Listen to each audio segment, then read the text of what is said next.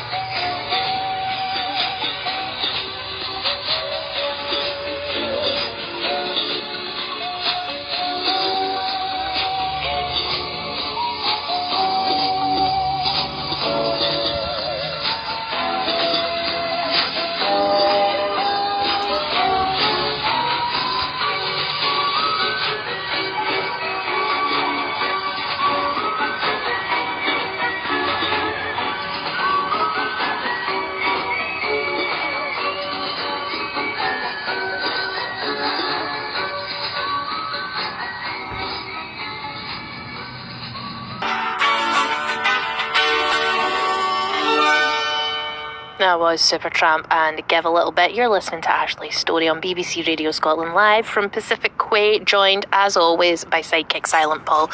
Hello Silent Paul, how are you this week? I'm alright. Now, we're talking advice, Paul. We're talking about sage advice. Wise advice. What's the best advice you've ever been given? Best? I'm not sure. I mean, a lot of people tell me things to do with baking soda. For everything. Everything? And I don't believe it. Insect bites? Baking soda. Smelly fridges? Baking soda. Toilet pan stains? Baking soda. Teeth. Wait, hold on, is it not baking powder? I don't know. Or bicarbonate of soda. It doesn't matter. It's always the cure for everything. Yeah. I think that every culture has one of those, and I know that Scottish people, it's either baking soda or a potato, so I just wonder what other cultures' fix-all remedy is. Get in touch via text 80295, let us know the best advice you've ever been given. Also, let us know, what's that thing that's just a fix-all? What's your baking soda stroke baking powder? Let us know. Also, let us know what's the worst advice you've ever had. Can you think of bad advice you've been given, Paul? Generally, probably anything to do with my life and career. And it's self-given advice as well. So that's, no, you're just calling your thoughts advice now? Yeah. Okay, that's a broad church. Listen, there. You can get far in life if you just never listen to anybody else. Kate and Sonny Oban is sending a little bit of her love to us. Thank you, Kate and Sonny Oban. I really appreciate that. And the Ferret Whisperer, aka Two Shed Sigh, he's just sent a wee message in the form of Sean Connery, and I feel like it needs to be read out because it's adorable, but it has nothing to do with anything, and that's what I love the most about Sigh the Ferret Keeper, aka Sigh Two Sheds. I love the seaside, the sand, the surf, the lovely seashells. Would you like an ice cream?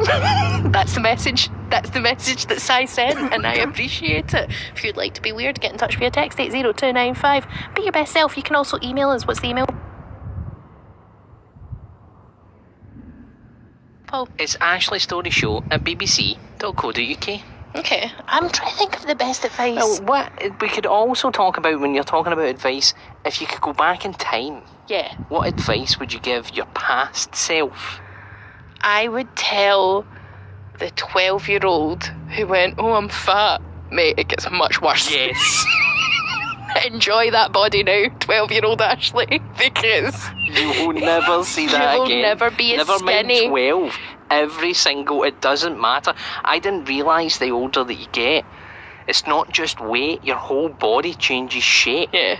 To the point where there's like clothing that will not even go past like the size of your body now. Like, I've been going to the gym and I have managed to shrink my bahookie, and it has been a great thing. I'm very pleased with myself. Can't fit back in my dungarees. So that's a good one for Ashley. But I would go back and tell her, because I remember being 12 and being like, I'm a monster, I'm disgusting, and I want to go back and be like, I will never be as skinny as the first day I thought I was fat. Yep. 100%. Get in touch via text 80295. Was that too deep? Let us know about the best advice and the worst advice you've been given. I guess the kind of advice I'm often given is like, don't listen to other people and ignore other people, because I take on board a lot of like the things people say. So I'm often getting told to ignore people, but then I'm like, but who to ignore and who not to ignore? Oh, it's hard, and going alongside that, in a parallel, is that go with your gut. No, my gut's terrible. I've got a terrible gut. I've got a gut that's lacking in probiotics. That's why I'm always having to eat fermented stuff. I don't think my gut's a good decider of things. No. Anyway, we've got lots still to come. A lot of these existential moments of dread to come in your nightly show, and we're looking forward to hearing from you.